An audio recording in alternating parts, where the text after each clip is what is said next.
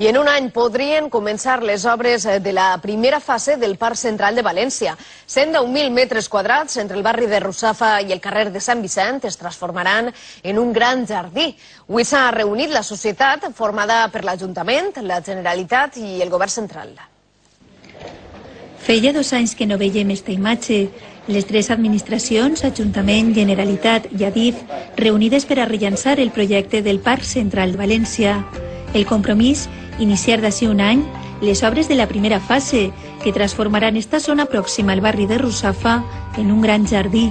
Son 110.000 metros cuadrados y un presupuesto de 22 millones d'euros. En este espai verd trobarem la plaça de les Arts, el jardí dels Xiquets i una zona d'horta, un 40% del total del sòl del Parc Central, que no inclou el soterrament de les vies. Les obres s'allargaran 24 mesos. Per a la resta del projecte no hi ha data.